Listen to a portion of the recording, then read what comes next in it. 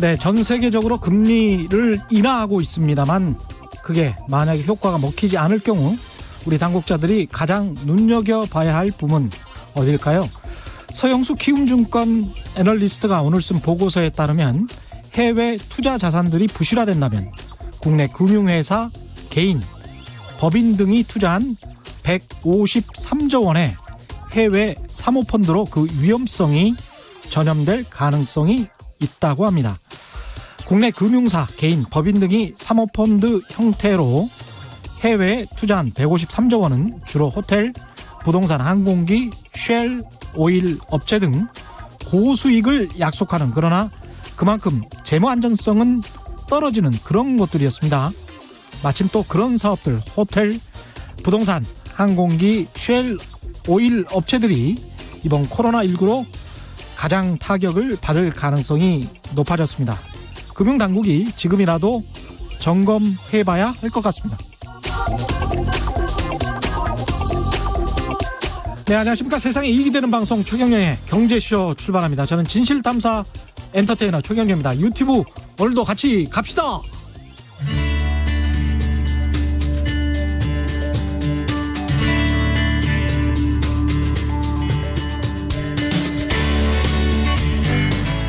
경제방송 아무거나 들으면 큰일 납니다. 듣고 또 들어도 탈이 나지 않는 최경영의 경제쇼. 네, 어젯밤 미국 다우지수는 13% 가까이 빠졌군요. 유럽 증시도 4~5% 정도 하락했고 2012년 이후 유럽 증시 같은 경우는 가장 낮은 수준이라고 합니다. 우리 증시도 마찬가지죠. 오늘 코스피가 1672, 3% 가까이 빠졌습니다. 각국 중앙은행들이 금리를 내리고 돈을 풀고 있습니다만 어느 정도 효과를 낼지 오늘은 30년 경력의 이코노미스트 김한진 KTB 투자증권 수석 연구원님 모시고 고견 들어보겠습니다. 안녕하십니까? 예, 안녕하세요. 예, 반갑습니다. 네, 반갑습니다. 오늘 처음 오셨지만 사실은 유튜브 스타셔서. 스타까지는 아니고요. 가끔 예. 네, 출연하고 있습니다. 예. 어제 오늘 그 세계 증시 금융시장이 확인한 건 뭐라고 정의할 수 있을까요? 금리 인하로는 안 된다. 뭐 이렇게 정의할 수 있겠습니까? 어떻습니까? 네, 일단 뭐 급한 게 금리는 아니다. 좀 다른 게 필요하다. 예. 금리만 갖고는 지금 뭐 성나서 날뛰는 것 같은 그렇죠. 그런 예. 그 금융시장, 주식시장의 어떤 이 놀라운 변동성을 조금 잠재우기가 쉽지 않다. 다른 걸 달라. 예. 이제 그런 시그널이었죠. 신호입니다. 오늘 그 다른 게 뭐가 될지 그 이야기를 좀 해주시면 좋을 것 같은데요. 일단은 상황 판단을 먼저 해봐야 될 것 같고요. 이게 지금 금융위기랑 비교하는 사람들이 생겨나기 시작했지 않습니까? 어느 정도로 심각한 겁니까? 네, 이거는 뭐 사실 앞으로 팬데믹 대유행이 어느 정도 진행되느냐에 따라 달라지는 문제거든요. 이게 만약에 뭐 어제 트럼프 대통령이 언급했습니다마는 뭐 7, 8월까지 진행된다든지 예. 내지는 뭐 올해 내내 연말까지 계속되고 뭐 심지어 내년까지 간다든지 이러면 상당한 경제적 충격과 기업이 이게 훼손이 있을 거고요. 예. 거기에 따라서 뭐 금융시장도 뭐 안전할 수가 없죠. 뭐 계속 주가도 빠질 거고. 예. 뭐 전 세계 금융시장이 상당히 그 곤혹을 치를 것 같습니다. 앞으로도. 예. 그런데 만약에 뭐 한두 달 내에 뭐 완벽하게 바이러스가 잡히는 건 아니더라도 뭐 지금의 우리나라 정도 상황. 예. 그러니까 확진자 수가 확연히 줄고 사망자 수도 주는 이제 뭔가 서광이 보이는 예. 그러니까 소위 바이러스로 인한 금융시장의 리스크가 줄기 시작하면 예. 그 위험이 줄기 시작하면 일단 뭐 새로운 국면으로 가는 거죠. 지금 사실은 뭐 여러 가지 측면에서 좀 생각해 볼 필요가 있는데 예. 바이러스라는 것 자체는 사실은 경제 분석하는 사람들이 알 수가 없습니다. 그 자체가 불확실성입니다. 사실 과학자분들, 의사들도 모르는 게 많더라고요. 이 바이러스에 대해서 신종이니까. 그렇겠죠. 예. 그래서 예. 이게 지금 바이러스 자체의 불확실성이 이게 조금 다른 여느 예. 뭐 금융위기라든지 경기 침체의 어떤 방아쇠 역할을 했던 여러 가지 요인들이 있지 않습니까? 예. 뭐 과거의 남유럽 재정위기라든지 뭐 부동산 가격이 하락하면서 이어졌던 뭐 2007, 8년의 서브프라임, 예. 미국의 어떤 금융위기라든지 이런 부분들은 좀 예측 가능했다라는 거죠. 예. 왜냐하면은 금융시장의 금융투자 상품 내지는 금융자산 가격 혹은 여러 가지 가격 변수들, 예. 뭐 환율이라든지 집값이라든지 금리라든지 이런 어떤 경제적 지표를 가지고 다룰 수 있는 문제였고 그렇습니다. 바이러스 자체는 이거는 모릅니다. 눈에 보이지도 않고. 그래서 이거는 좀 오리무중이다. 예. 그 자체가 불확실성이지 않습니까? 예. 주시장이 가장 싫어하는 게 이제 불확실성이죠. 예. 또 한 가지 측면에서는 이제 경기와 금융시장이 이제 서로 주거니 받거니 악순환이 되지 않습니까? 예. 보통 문제가 터지면 지금도 똑같다라는 거죠. 2007, 8년의 금융위기 때는 사실은 금융시장이 먼저 문제가 생겼고 그리고 이제 그게 실물 경제 쪽에 영향을 줬지 않습니까? 예. 지금은 뭐 대유행으로 인해서 이 바이러스 문제로 인해서 실물 경제가 먼저 이제 조금 문제를 일으켰죠. 이동이 안 되고 비즈니스가 안 되고 전 세계가 국경을 닫고 뭐 미국마저도 이제 극단적인 선택을 이제 국경을 닫는 이제 이런 정책을 취하고 뭐 이동을 금지한다든지 예. 모든 경제 활동이 이제 이렇게 멈춰 서는 거죠. 예. 멈춰 서다 보니까 이게 조금 심각한 겁니다. 계속 멈춰 쓴다. 이러면 뭐 비행기를 타고 가야 도장도 찍고 뭐 여러 가지 거래도 하고 상품도 수출하고 수입하고 뭐 이렇게 되지 않겠습니까? 예. 이런 경제 활동 자체가 완전히 올스톱되는 이제 그런 상황이니까 이게 만약에 극단적인 대유행으로 계속 치달으면 그것도 전 세계 경제의 20조 달러의 GDP를 갖고 있는 예. 경제 규모를 갖고 있는 미국이 멈춰서 버린다면 예. 또 비슷한 규모의 유럽이 멈춰서 버린다면 이거는 뭐 보통 심각한 문제가 아니죠. 빨리 풀려야 됩니다. 근데 이게 참 빨리 풀려야 되는데 정말 말씀하신 대로 과학자들이나 의학 박사들도 잘 모를 수밖에 없는 게 이게 어떤 여러 가지 분야들이 서로 얽혀 있잖아요. 이번 같은 경우도 가령 술집을 문을 닫아라. 트럼프 대통령이 이야기하는 게 10사람 이상은 만나지 말아라. 뭐 이런 식으로 이야기를 하고 그다음에 실제로 미국 주정부에서도 뭐 영화관이랄지 술집이랄지 상점들이랄지 이런 것들이 한시적으로 폐쇄되는 네. 지경에 이르러 버리니까요.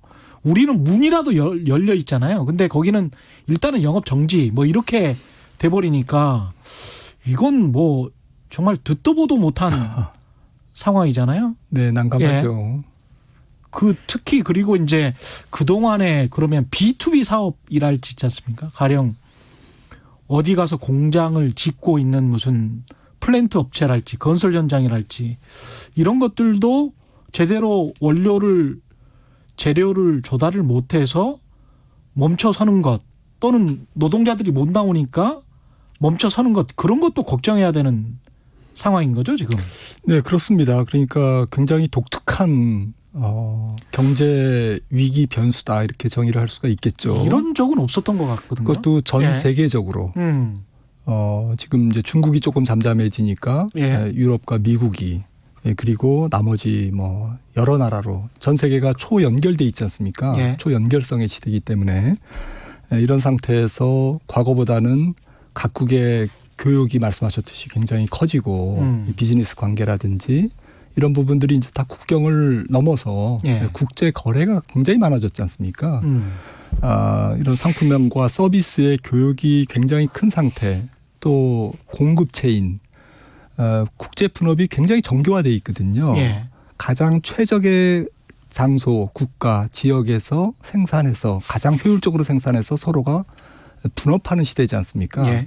그러니까 10년 전이나 20년 전보다는 그 분업화 정도가 굉장히 조밀해졌고 예. 그게 조밀도가 높아져 있는 상태죠. 분업도가. 예. 이런 상태에서 여러 가지 경제 활동이 이제 멈춰 서니까 그 충격 전망력이 적지 않은 거죠. 현재까지는. 이게 근데 전망을 하지 않을래야 않을 수가 없는 게 트럼프 대통령 같은 경우에 이제 8월 달까지 갈 수 있다. 8월까지 갈 수 있다. 이런 이야기를 했지 않습니까? 그렇게 되면 8월까지 이렇게 멈춰선다면 전 세계 경제가 올해는 전부 대부분이 마이너스다. 이렇게 볼 수밖에 없는 거 아니에요? 예, 그렇습니다. 원래부터 올해 경제가 코로나19가 오기 전에도 조금 우려의 목소리가 조금씩 이제 나오기 시작했는데 그렇죠. 그런 상태에서 이제 중국을 시발점으로 해서 이제 미국까지 가 있지 않습니까? 예. 코로나19가. 이제 그러다 보니까 전반적으로 올해 예상되는 경제 성장률이라든지 이런 부분들은 많이 하향 조정돼야 될 것 같습니다. 미국 같은 경우도 올해 낙관적으로 작년에 2.3% 성장률에서 올해는 뭐 1.9% 예. 그래도 2% 가까이 혹은 뭐 2% 정도 이렇게 봤는데 제가 계산한 바로는 뭐 조기에 상반기에 코로나19가 조금 잡히더라도 예. 미국에서 그래도 1.5% 아래쪽으로 내려갈 가능성이 있는 거고요. 예. 그 의미는 쉽게 말씀드리면 전 세계 총수요가 작년보다는 한 30-40% 이상 감소한다라는 걸 의미하는 거고 예. 연초에 기대했던 것보다도 훨씬 낮은 수준에서 여러 가지 세계 경제가 돌아간다. 그런 얘기는 특히 우리나라 같이 대외 의존도가 높은 예. 수출 의존도가 높은 한국 같은 경우는 상당한 뭐 데미지가 아닐 수 없습니다. 이게 지금 말씀하셨다시피 코로나19 이전에도 세계 경제가 빚으로 운영되고 있는 게 아니냐, 유지되고 있는 게 아니냐. 그래서 억지로 성장률을 끌어올리고 있는 게 아니냐. 그런 우려가 꽤 있었지 않습니까? 맞습니다.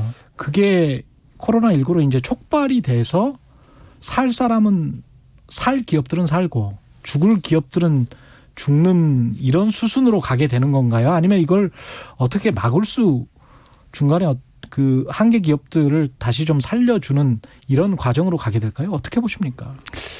일단 뭐 다시 뭐 말씀이 돌고 돌아서 예. 이 코로나가 언제까지 기승을 부리냐에 따라서 예. 이게 조금 달라지는 이슈인데 저희가 좀 뭐 그냥 상식적인 시나리오 한 2-3달 정도 지나면 그래도 좀 잡힌다. 예. 이런 정도의 조금 뭐 기대 반 예측 반 뭐 이런 쪽에 조금 이거를 이제 기본 시나리오라고 둔다면 대략 그 다음에 나올 이제 경기의 성격 그리고 그 성격을 앞으로 전개될 경제의 성격을 조금 바라보기 위해서는 지금까지 세계 경제가 어떤 길을 걸어왔나. 그동안 금융위기가 2007년, 8년에 일어났는데 뭐 그동안 한 10여 년간 세계 경제는 도대체 어떤 궤적을 걸어왔나. 이런 부분들을 조금 따져볼 필요도 있습니다. 그런 관점에서 말씀하셨던 부채가 이제 가장 큰 특징 중에 하나죠. 전 세계 부채는 뭐 GDP 경제 규모 대비 이제 따져야 되죠. 경제 규모도 커지니까 빚도 커지는 건 맞습니다. 그렇죠. 신용사에서 당연히 이제 빚과 부채와 그리고 경제 규모가 같이 성장하게 돼 있는데요. 문제는 지난 10여 년간 전 세계가 평균적으로 경제가 성장하는 것보다는 2배의 속도로 부채가 증가했다라는 겁니다. 2배의 속도로? 네. 그러니까 2배속으로. 뭐 각국마다 다르죠. 어떤 나라는 국가 부채가 증가하고 어떤 나라는 기업 부채가 증가, 어떤 나라는 가계 부채가 증가했습니다. 한국 같은 경우는. 아무튼 기업, 가계, 정부 이런 경제 주체들의 경제 규모 대비 경제 규모라는 것은 부채를 담을 수 있는 그릇이지 않습니까? 그렇죠. 그릇 대비 너무 넘쳐 이제 흘러난 거죠. 이제 그러다 보니까 여러 가지 예전에는 볼 수 없었던 현상들이 특히 뭐 부채는 뭐 예전부터 증가했습니다만 특히 지난 10여 년간 많이 어떤 현상들이 나타났는데 그런 현상이 이제 아까 잠깐 지적하셨던 빚으로 이제 생존하는 생존하기 위해서 또 빚을 내는 그렇죠. 근데 이게 가능했던 게 금리가 낮으니까 워낙 낮았으니까 이자율이 낮기 때문에 이렇게 숨만 쉴 수 있는 기업들이 뭐 옛날 같으면 예. 금리가 일종의 조금 자본주의 경제에서 약간 잔혹한 그렇죠. 구조 조정의 이게 해결사 역할을 하거든요. 예. 그래서 이제 이 금리가 돌아다니면서 너는 이제 조금 문 닫어. 너는 생존 가치가 조금 없는 것 같아. 예. 너는 저 빚을 빨리 갚어. 너는 파산 신고해. 뭐 이렇게 해서 이제 다 지적질을 하고 다녔는데 예. 이 이제 지적질을 하고 다니는 사람이 없는 거죠. 그렇죠. 그래서 예. 이제 금리가 그 역할을 안 하다 보니까 이제 빚으로 사는 기업들, 가게, 국가, 심지어는 이런 게 바이러스처럼 이제 창궐한 겁니다. 그러다 보니까 이제 이 경제가 빚으로 이루어지는 경제가 천년 만년 계속될 거라고 이제 사람들은 약간 그 믿음을 갖고 있습니다. 그러니까 바이러스가 창궐하기 이전에 빚이 전염이 되고 빚이 감염이 됐었던 네, 네. 그런 상황이군요, 이게. 네. 예. 그런데 문제는 이제 경제가 계속 굴러가면 예. 뭐 그 정부 같은 경우에는 뭐 세수, 그렇죠. 세금 수입이 들어오고 기업 같은 경우에는 이제 현금 흐름이 들어오지 않습니까? 그렇죠. 캐시가. 예. 가게는 이제 가처분 소득이 느니까 예. 이 부채를 갚는데 별 문제가 없습니다. 금리만 올라가지 않으면. 그렇죠. 그래서 이제 이게 경제가 그래도 그럭저럭 굴러가거든요. 그럼요. 예. 근데 이제 개인이 만약에 실업률이 올라가고 임금이 깎이고 정부가 이제 세금이 안 들어오기 시작하고 예. 경제가 안 돌아가면 뭐 세금도 줄겠죠. 예. 그리고 기업이 이제 장사가 안 되니까 뭐 이자 비용을 낼 정도의 영업이익도 이제 못 벌어들인다. 예. 이러면 이제 문제가 이제 얽히기 시작하는 겁니다. 그래서 원래 부채라는 것은 인플레이션이 되면 부채의 크기는 줄거든요. 예. 물가 상승으로 인해서 예. 자산 가격도 오르지만 부채의 크기도 줍니다. 디플레이션 시대는 그러니까 소위 경기가 침체하고 금리가 낮아지면 예. 부채의 크기는 하나도 변하질 않아요. 그대로 있는데 예. 문제는 연준이나 미국 연방준비위원회나 한국은행이 금리를 내렸다고 그래가지고 그걸 갚을 수 있는 능력이 개선되는 건 아니거든요. 원금을 갚을 수는 없죠. 원금은 그대로 있으니까요. 예. 예. 그러니까 이 디플레이션 시대, 저금리 시대, 경기가 둔화되는 시기에는 오히려 소위 현금 흐름이 안 좋아서 빚을 갚기가 더 고통스러운 시기로 가는 겁니다. 그러네요. 예, 그래서 얼핏 저금리만 되면 뭐 빚을 계속 내도 되겠네. 이게 잘 안 되는 게 이미 빚을 담을 수 있는 그릇 대비 예. 빚의 사이즈가 규모가 너무 커진 부분. 그다음에 만약에 경기가 둔화될 경우에는 그 빚을 갚을 능력이 여기저기서 없는 그런 경제 주체들, 국가, 기업들이 나올 가능성이 있다. 그게 특히 우리나라 같은 경우는 자영업, 그다음에 가게 이쪽에 좀 집중이 돼 있는 거죠. 중소기업과. 그렇습니다. 정확하십니다. 예. 예. 그 사실은 그때 낸 책 있잖아요. 네. 예, 그 세 분이 같이 내셨던가요? 네. 예. 네. 그 책에 보면 지금 기억이 나는데 왜냐하면 유튜브 댓글에 김한진 박사님이 올해 벽두부터 새해 벽두부터 좀 제일 안 좋을 것이다. 경제가 좀 안 좋을 것이다라고 그 전망을 하셨어요. 근데 이제 다른 상당수 전문가들은 올해는 지난해보다는 좀 나을 거다. 이런 전망을 했는데 올해 안 좋을 거다라고 말씀하셨던 이유가 이 빚 때문인가요? 아니면 다른 이유도 있습니까? 네, 다른 이유도 있습니다. 네. 첫 번째는 가장 큰 게 이제 경제가 조금 이제 순환하지 않습니까? 예. 오르막이 있으면 내리막도 있고 이렇게 순환을 하는데 좀 성숙돼 있다라는 표현을 드리고 싶어요. 그러니까 더 이상 개선되기에는 좀 꽉 찼다. 다리 꽉 차듯이. 굉장히 긍정적인 단어라서 성숙되다. 예. 그런 그 좀 좋은 긍정적인 의미의 성숙이라 아니라 조금 꽉 찼다. 예. 너무 이제 익었다. 예. 익어버렸다. 그래서 이제 가령 미국 경제 성장률 같은 경우도 2018년이 2.9%였습니다. 예. 작년이 이제 2.3% 정도로 추정되고요. 예. 올해가 뭐 한 1.7이나 뭐 코로나 때문에 그 아래로 내려갈 가능성이 그렇죠. 있고. 예. 유럽 같은 경우도 2017년이 2.4%나 성장했어요. 예. 전년 대비 예. 굉장히 높은 성장률입니다. 그리고 유럽이라든지 미국 주로 선진국 경제의 실업률이 거의 고용할 사람들은 거의 다 고용된 맞습니다. 예. 뭐 이런 완전 고용에 가까운 상태가 몇 년 더 갈 수도 있습니다. 뭐 경제가 좀 갈 수는 있는데 최근 몇 년간 개선됐던 것 그런 속도로 개선되기는 어렵고 꽉 찼다. 근데 더 개선되기는 좀 쉽지 않다. 막다른 골목. 빚을 내서 성장을 할 수 있는 적정 성장률을 넘어서 고성장을 한 선진국들, 미국이나 유럽, 또 여기에 중국도 포함되겠죠. 네, 그렇습니다. 예. 근데 중국은 조금 성격이 다른 게 선진국이 이제 조금 경기 사이클이 되게 강한 그렇게 흐름을 보였다면 중국은 계속 성장률이 떨어졌습니다. 예. 그래서 뭐 10%대 성장해서 10여 년 전에 예. 지금 이제 6%, 5%대로 떨어져 있지 않습니까? 예. 근데 중국은 굉장히 좀 구조적인 문제가 있습니다. 어떤 구조적인 문제냐면 설비 투자가 가장 먼저 줍니다, 지금. 설비 예. 투자가 계속 줄고 있습니다. 예.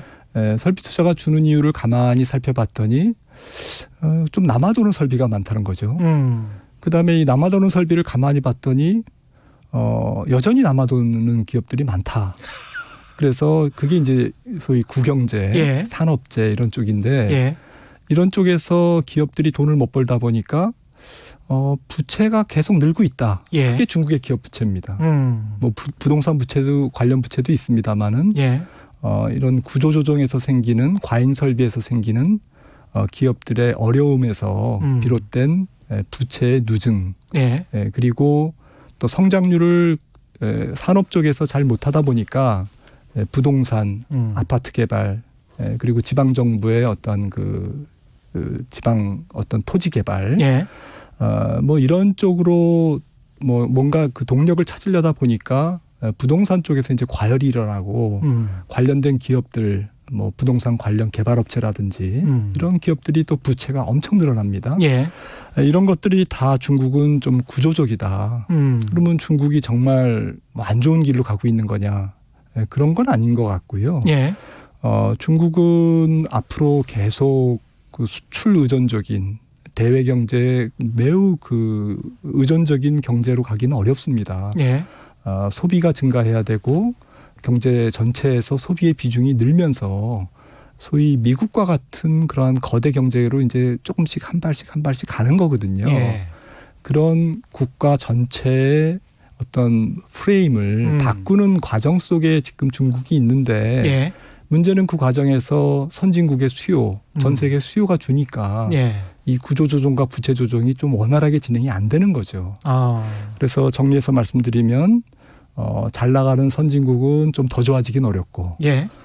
그다음에 중국을 비롯한 신흥국은 뭔가 구조적인 문제가 있고, 거기다가 예전처럼 선진국이 물건을 신흥국이 생산한 물건을 많이 사주지 않거든요. 예. 사주긴 사주는데 반도체라든지 통신 장비라든지 이런 첨단 제품은 사는데 예. 일단 원유를 안 사가죠. 예. 자기네들이 셰일 오일을 생산하니까. 예. 그다음에 일반적인 공산품은 굉장히 그 원가 경쟁력이 미국 높아졌습니다. 또 미국의 해외에 있는 자회사들, 예. 또 소비 구조도 바뀌고 이러면서 신흥국이 소위 선진국에 기대서 의존해서 그 시장을 발판으로 해서 성장을 해왔는데 예. 문제는 소위 선진국 경제 성장의 낙수 효과, 예. 선진국 경제가 회복되면서 받는 수혜, 예. 이런 것들이 조금 과거보다는 약해졌다라는 거죠. 그럴 수밖에 없겠습니다. 예, 그러다 보니까 지금 전 세계 경제가 선진국과 신흥국이 좀 경제가 좀 차별화되고 양극화되고 있는 거거든요. 그러면 아까 그 말씀하신 대로 그 다음에 올 경기의 성격을 좀 가늠해 봐야 된다라고 말씀을 하셨는데 그게 V자가 될지 U자가 될지 또는 뭐 장기 침체로 가는 L자가 될지 어떻게 보십니까? 예, 그래서 저는 지금까지 말씀드린 뭐 이런 내용을 토대로 해서 앞으로를 전망을 해본다면, 예. 물론 뭐 주식시장은 뭐 단기적으로는 얼마든지 반등할 수 있고, 예. 또 뭐 U자나 V자형으로 올라갈 수가 있겠지만 예. 이제 뭐 주식 시장을 떠나서 실물 경제. 실물 경제나 이런 부분들은 전 세계가 당분간은 뭐 한 2, 3년 정도는 저성장 기조로 갈 가능성이 매우 높고 코로나19는 사실은 그런 저성장 기조로 가는 이런 경기 확장을 조금 멈춰 세우는 이제 방아쇠 역할을 좀 한 것 같고요. 예. 실질적으로 세계 경제가 조금 한 2, 3년 정도 예. 약간 아래쪽으로 주저앉는 이유는 조금 이제 그 성장이 감속되는 이유는 예. 지금 이런 구조적인 문제, 또 경기 순환적인 문제, 또 그 안에 깔려 있는 부채 문제, 예. 또 여러 가지 정책 수단의 고갈 문제, 뭐 그 다음에 최근에 이제 자산 시장과 유동성 간의 관계, 예. 또 자산 시장이 상당히 경제에 그 기여도가 높습니다. 실물 그렇죠. 경제에. 그렇죠. 미국 같은 경우는 특히 높고요, 선진국은. 그러다 보니까 유동성이나 이 저금리가 자산 시장 경로를 통해서 소위 실물 경제를 부양하는 효과가 굉장히 그동안 컸거든요. 그 주가 오르면 소비를 많이 네, 하니까요. 당연히 소비 예. 많아지고 뭐 집값 오르면 또 예. 웰스 그렇죠. 이펙트라고 하죠. 예, 부의 효과가 네, 있고요. 네. 예. 그래서 이렇게 그 주거니 받거니 실물과 금융 자산 시장이 서로 이제 어깨 동무하고 이렇게 갔는데 어떤 이유에서도 이제 성장이 좀 멈추고 기업 이익이 약간은 조금 예전 같지 않을 수는 충분히 있는 거 아닙니까? 그렇죠. 원래 뭐 코로나가 아니더라도 예. 뭐 조금 쉴 수 있는데 예. 이제 쉴 수 있는 자리에서 코로나가 왔고 이 코로나19가 조금 더 세계 경제를 멈춰 세우면 이제 자산 시장이 좀 고생을 하고 이 자산 시장 때문에 그동안 누렸던 여러 가지 금융 시장의 어떠한 그 혜택들 그리고 그게 이제 소비에 영향을 미치고 투자에도 영향을 주고 기업들에게 자금을 공급하는 그게 반드시 나쁜 건 아닙니다. 금융 시장이나 자본 시장을 어떤 경로로 해서 통로로 해서 경제가 선순환하는 것은 굉장히 좋은 시스템인데 문제는 이제 그게 되감기는 이제 반대쪽으로 주가 하락에 따라서 뭐 여러 가지 자산 가격도 다른 것도 하락하고 악순환이 그 실물 경제도 하락하고 소비 심리도 얼어붙고 또 소비 심리가 얼어붙은 걸 보고 또 주가가 또 빠지고 그렇죠. 최근에 특히 몇 년간 이어져 왔던 이 선순환이 반대쪽으로 되감기면 그렇죠. 조금 뭐 코로나19가 어느 정도 확산되느냐에 따라서 그건 달라질 문제지만 아무튼 앞으로 한 2, 3년 정도는 조금 아래쪽 방향에서 눌릴 가능성이 있다. 지금 2, 3년이라는 말씀을 2번 하셨기 때문에 최소한 U자를 그 밑바닥이 아주 두툼한 U자면 거의 L이에요. 올라오기 전까지는 그렇지 않습니까? 그래서 밑바닥이 아주 두툼한 U자를 지금 말씀을 하시는 것 같습니다. 예. 네, 뭐 그렇다고 그래서 뭐 세계 경제가 뭐 정말 뭐 예상하기 어려운 그런 아주 극단적인 뭐 상황으로 간다. 이런 말씀을 꼭 드리는 건 아니고요. 조금 쉴 때가 됐는데 조금 쉬어갈 때가 됐는데 코로나가 좀 그 역할을 한 것 같습니다라는 거고 이제 그 과정에서 저희가 지혜를 모아서 다시 이제 다음 경기를 끌어올릴 수 있도록 노력을 그렇죠. 해야죠. 예. 큰 그림은 어느 정도 보인 것 같고 그렇다면 이제 산업별로 만약에 뭐 2, 3년 후가 될지 언제가 될지는 아무도 모르는 거니까요. 그죠? 근데 이제 뭔가 반등이 온다면 투자자 입장에서나 산업 기업하는 분들 입장에서나 어떤 분야를 주목을 좀 해봐야 될까요? 네, 뭐 여러 가지 측면에서 생각을 해봐야죠. 우선은 뭐 4차 산업이라는 게 뭐 어떻게 보면 뭐 긴 호흡으로 보면 이제 시작 아닐까요? 이제 시작이다. 네, 올해 당장 이제 5G의 이제 통신망이 열심히 깔리지 않겠습니까? 올해 내년에. 그러면 이제 처음에 인터넷이 깔리고 거기에 각종 컨텐츠나 서비스업이 이제 거기에 얹혔듯이 고속도로 깔리면 그 다음에 차 다니듯이 그렇죠. 이렇게 해서 이제 5G로 대표되는 이제 이런 그 초연결성이 더 이제 촘촘하게 되고 속도가 이제 지원되고요. 안정성이 지원되고 보안이 지원되고 이러다 보면 이제 확실히 이제 거기에 컨텐츠가 다양하게 이제 형성될 가능성이 있고 예. 또 저성장일수록 사실은 각국 또 기업들 뭔가 성장의 돌파구를 찾아야 안 되겠습니까? 그렇죠. 그러다 보면 뭐 공장 자동화부터 해서 여러 가지 AI라든지 예. 빅데이터 그리고 뭐 여러 가지 뭐 좀 핀테크라든지 이런 각종 뭐 좀 4차 산업적인 뭐 좀 혁신 성장에 가까운 뭔가 그 아이템들을 다 고민할 겁니다. 예. 미래의 먹거리를 찾아야 되니까. 그렇죠. 예. 국가도 그런 쪽에 각국이 다 지원을 할 거고요. 중국 같은 경우에 얼마나 지금 지원을 하고 있습니까? 그렇죠. 예. 그래서 이런 부분들이 전 세계적으로 오히려 저성장의 역발상이라고요. 저성장일수록 고성장 쪽에 더 에너지가 더 집중되고 자원이 집중될 가능성이 있고 예. 정책 지원이 집중되고 기업도 거기에다 에너지를 쏟을 가능성이 매우 높다. 그러니까 이미 이제 사양 산업화된 네. 중후장대형 산업 쪽으로 그걸 뭐 다시 키워보자 이런 흐름보다는 네. 앞으로 계속 성장할 수 있는 산업에 더 돈이 쏠릴 가능성이 높다. 네, 이 부분은 사실은 주가랑은 조금 다른 말씀이고요. 그렇죠. 네, 예. 꼭 그래서 이쪽 주가는 오르고 이쪽 주가는 안 되고 예. 뭐 이런 이분법적인 걸 말씀드리는 게 아니고 조금 산업. 그렇습니다. 네, 질문하셨던 산업에 대해서 말씀을 드리고 있습니다. 예. 주가는 또 턱없이 많이 떨어진 기업들이 또 오를 수는 있는 거니까요. 맞습니다. 예, 네. 반등할 수 있는 네. 거니까. 근데 이제 긴 어떤 관점으로 장기적인 관점으로 본다면 저성장의 역발상 이 말씀은 좀 새겨 들으셔야 될 것 같고요. 부동산 이야기가 자꾸 질문이 들어와서 네. 네. 김대식님, 빚으로 이루어진 부동산은 어떻게 되나요? 전세대출, 부동산 대출. 하지만 떨어지지 않는 부동산. 어떻게 보십니까? 지금 현재 상황은? 2007년, 8년에 금융위기가 왔을 때도 처음 금융위기가 시작된 것은 2007년이지만 예. 리만 브라더스가 파산이 되면서 본격적으로 공적 자금과 제로 금리를 향해서 이제 연준이 움직인 것은 이제 2008년입니다. 그때도 사실 부동산은 주가가 2009년에 바닥을 찍고 이제 그때부터 올라갔죠. 예. 그런데 주가가 바닥을 찍고 올라갈 때 그때는 이제 부동산 거품 때문에 문제가 생겼던 거라서 오히려 부동산 시장은 집값은 미국 같은 경우도 그렇고 전 세계적으로 주가가 올라갈 때 부동산은 그때부터 이제 내리막길을 걸었습니다. 예.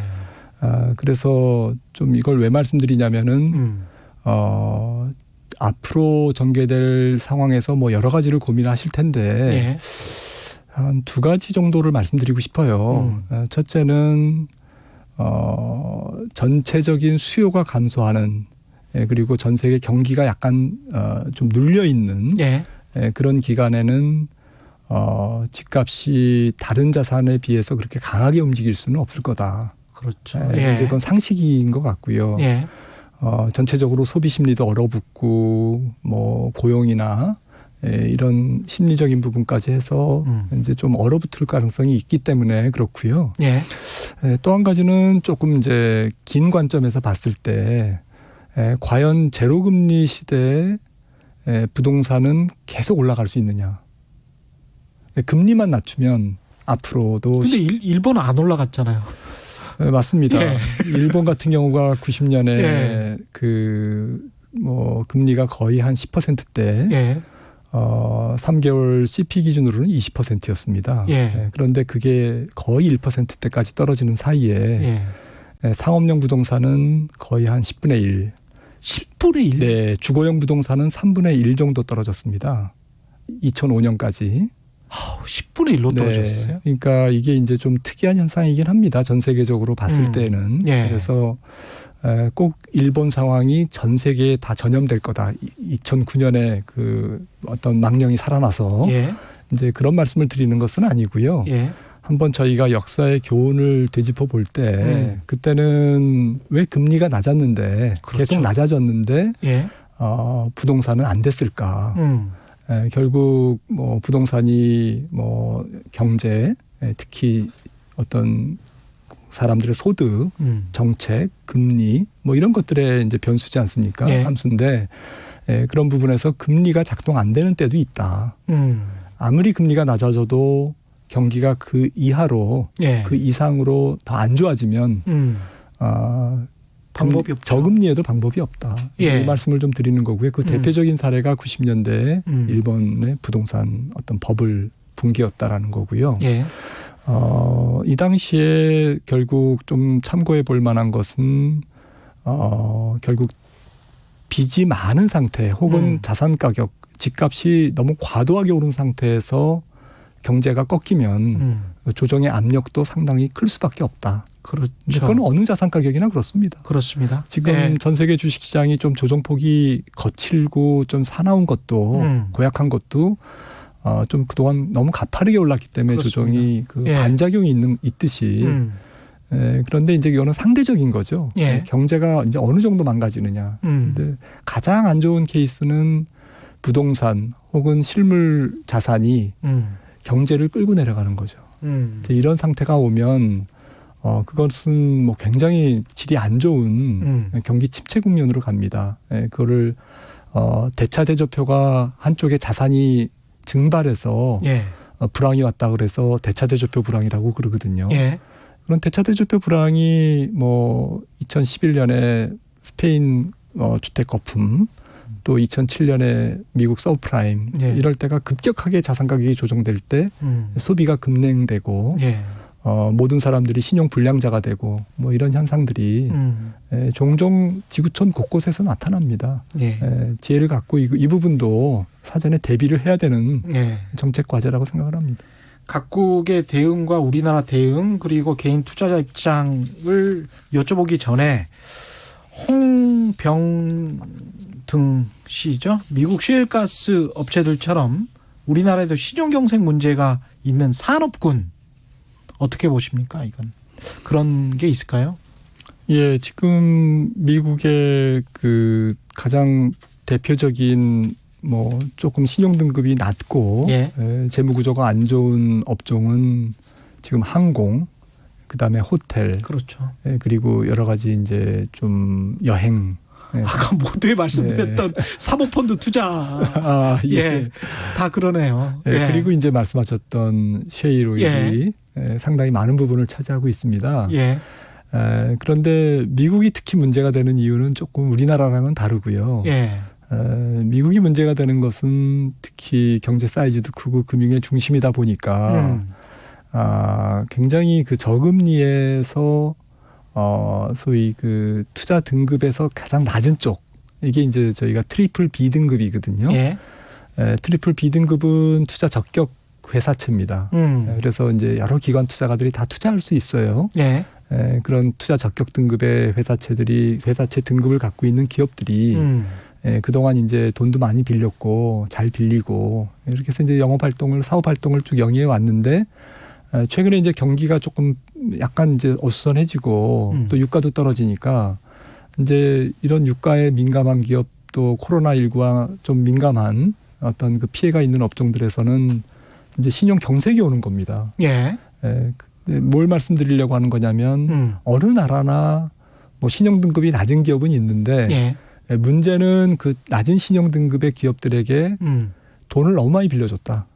예. 사람들이. 예. 가령 트리플 B 등급 말씀드렸지만 투자 적격에서 제일 그 꼬리에 있는 낮은 예. 등급의 회사채 비중이 전체 투자 적격 회사채 비중의 50%가 넘을 정도로 이거는 역사상 최고거든요.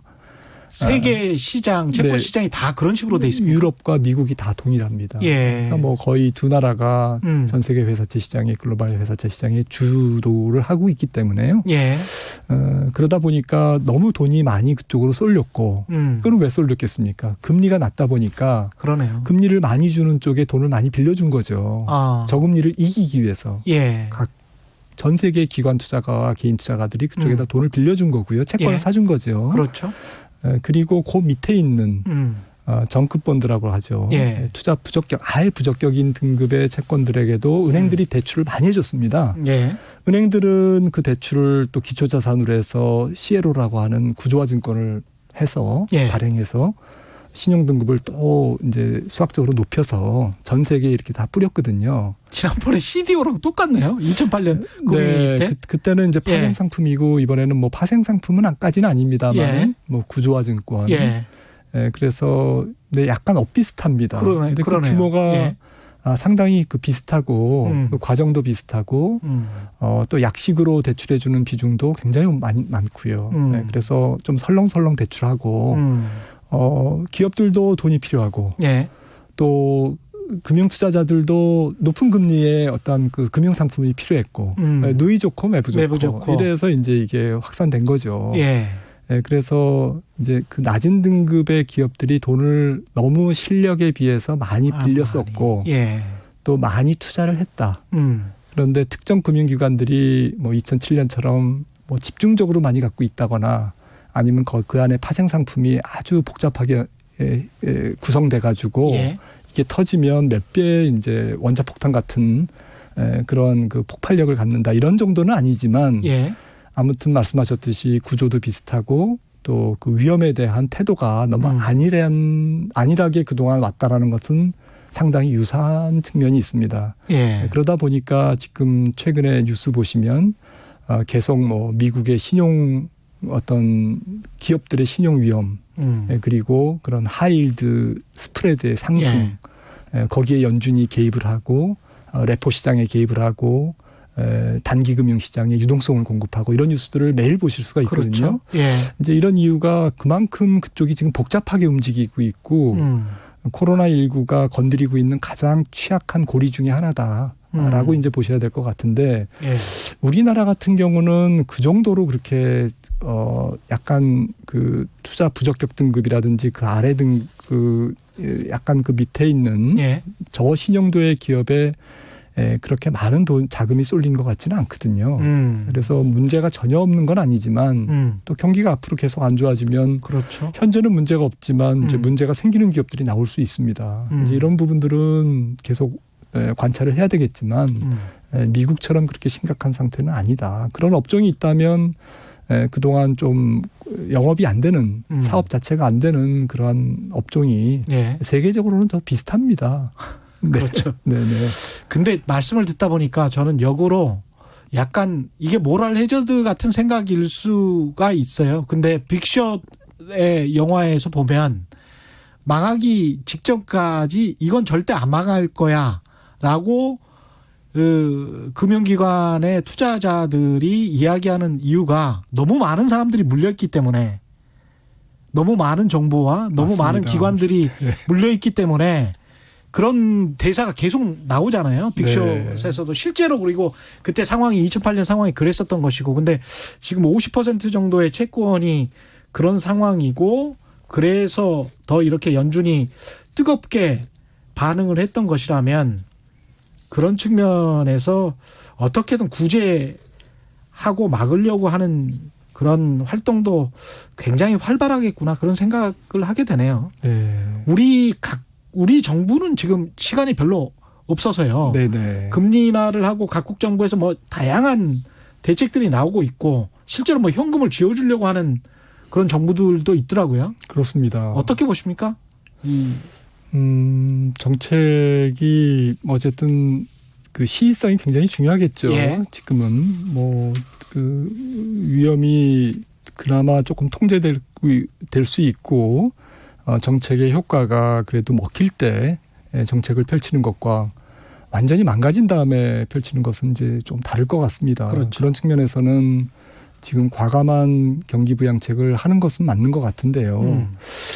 참 뭐 정부의 입장을 바꿔놓고 생각을 해보면 좀 쉽지 않을 것 같아요. 어떤 점이 생각에는. 부담스러울까요? 첫째는 뭐 금리 인하만 해도 이거는 뭐 약간의 바주카포거든요. 전체적으로 경제 주체들에게 다 쏴주는 건데 예. 지금 어려운 쪽은 사실은 핀셋으로 그렇죠. 조준 사격해서 이렇게 예. 뭐 표현이 그렇습니다만 예. 핀셋 정책이 필요하거든요. 그래서 이 핀셋 정책은 또 여러 가지 뭐 형평성이라든지 예. 또 근거라든지 정책에 이런 부분에서 또 쉽지 않습니다. 현실적으로는 예. 정부에 계시는 분들 만나서 얘기 들어보면 그거 쉽지 않고요. 예. 그럼에도 불구하고 어쨌든 돈이 적재적소에 갈 수 있도록 부양책이 어떤 그 타겟 목표를 향해서 딱 찍어서 갈 수 있도록 예. 하는 정책이 더 필요한 것 같고요. 참 이게 말이 쉽지 핀셋으로 하려고 그러면 행정 비용도 많이 들고 아까 말씀드렸었던 모럴 해저드가 반드시 작용하기 때문에 근데 근거가 또 굉장히 쉽지 않습니다. 기준 만드는 게 기준, 근거. 그렇죠. 뭐 중위소득의 70%까지 준다. 뭐 네. 이런 논의도 할 수 있고 그러면 80%는 못 받는 거냐. 뭐 이렇게 또 나올 거고요. 네, 여러 가지가 복잡한데 예. 아무튼 광범위하게 영향을 미치는 통화 정책의 효과는 생각보다는 그렇게 크지 않을 거다. 경기 부양이나 예. 전혀 없지는 않지만 그 부분은 이제 크지 않고 예. 또 여러 가지 금융 환경, 금리 인하가 실물 경제나 자산 시장에 미치는 경로도 과거보다는 약해졌습니다. 왜냐하면 자산 가격도 많이 올랐고 예. 또 금리도 지금 높지 않기 때문에 그렇죠. 금리만 낮춰주면 아이고 이제부터는 소비해야지 투자해야지 이런 상황은 아니다라는 거죠. 그럼요. 예. 그러다 보니까 소위 금리가 긍정적인 영향을 주는 그 긍정적인 어떤 그 고리가 그렇게 강한 건 아니다. 그런 말씀을 좀 드리고 싶습니다. 뭔가 다른 걸 해야 된다는 말씀 같고요. 청사포 미영님 국가부채 40%인데 GDP 대비 말씀하시는 것 같습니다. 네. 예, 재정 정책을 어느 정도까지 가능한 건가요? 70% 이상이면 국가 신용 등급 떨어진다는 이야기도 있던데 이런 말씀이셨고요. 예. 예, 저희 나라가 2019년부터 이제 관리 재정 수지가 지금 플러스에서 2020년 들어오면서 이제 적자로 이제 전환이 됩니다. 예. 그리고 이제 추경이 되면 이제 더 올라가죠. 그래서 GDP 대비 국가 부채 비율도 이런 상태에서는 1년에 이제 한 2~3%포인트씩 올라갈 가능성이 있고요. 예. 그러다 보면 결국 이제 우리나라 같이 기축통화국이 아닌 국가는 상당히 그 원화 환율이 좀 불안정하게 움직인다든지 예. 또 외국인들이 한국이 국채는 선진국 국채지만 조금 태도가 바뀔 수도 있고 또 신용 등급을 또 강등시킬 수도 있고 우리가 국제 지금 신용 등급이 일본보다 높잖아요. 일본보다 높습니다. 예. 예. 이제 이런 부분들이 기축통화국이 아니기 때문에 저희가 조금 그런 부분들이 재정의 건전성 이 부분을 뭐 정부가 무시할 수는 없죠. 정부가 뭐 잘 알고는 있습니다. 예. 있을 겁니다. 근데 좀 어려운 거죠. 이제 그 사이에서 어떻게 이제 결정을 하느냐. 그래서 어찌 보면 그 동안은 조금 번데서 썼는데 예. 이제는 적자 국채를 발행하지 않으면 쓸 수가 없는 똑같은 지출을 하는데 반드시 적자 국채가 발행돼야 되는 우리 예상 구조나 이게 수출에서 벌어들이는 것들이나 다 감안했을 때도 자동적으로 올라가는 게 재정 적자가 한 2~4% 정도는 계속 된다. 네. 근데 적자 국채를 이번 같은 경우에 또 발행해야 되면 거기에서 또 한 1% 올라갈 수 있는 거 아닙니까? 그렇죠? 네. 그래서 예. 국가의 어떤 구조가 예. 흑자 경제에서 조금 재정 수지가 이제 건전성이 떨어지는 경제 구조로 조금씩 이제 갈 가능성이 있거든요. 길게 보면. 네. 그래서 예. 이제 이런 부분들에 대해서 뭐 당장은 영향은 없습니다. 그렇죠. 네, 당장은 예. 영향이 없는데 이게 좀 장기 과제죠. 사실 그렇습니다. 국가에. 예. 이런 상황에서 지금 뭐 시간이 거의 30초밖에 안 남았습니다. 투자자들은 어떻게 해야 됩니까? 네, 굉장히 복잡하실 텐데요. 예. 뭐 시간이 없으니까 짧게 말씀드리면 예. 주가 사이클과 자산 시장의 사이클은 반복된다라는 걸 꼭 잊지 마셨으면 좋겠습니다. 반복된다. 네, 반복된다. 예. 항상 업 다운이 있다. 하락 다음에는 상승이 있고 상승 다음에 하락이 있다. 예. 라는 거고요. 또 한 가지는 늘 어려울 때 기회가 있다. 예. 기회는 항상 어려울 때 찾아야 된다. 예. 분명히 있습니다. 그래서 금융 투자의 기회는 뭔가 자산 가격이 조정받았을 때 적극적으로 찾으실 필요가 있습니다. 예. 바로 행동하시라는 말씀은 아니고. 예. 네. 알겠습니다. 오늘 말씀 감사하고요. 김한진 KTB 투자증권 수석 연구위원과 함께했습니다. 고맙습니다. 네, 감사합니다. 예, 최경영의 경제쇼 저희가 준비한 내용은 여기까지입니다. 저는 내일 4시 5분에 다시 찾아뵙겠습니다. 지금까지 세상이 이익이 되는 방송 최경영의 경제쇼였습니다. 고맙습니다.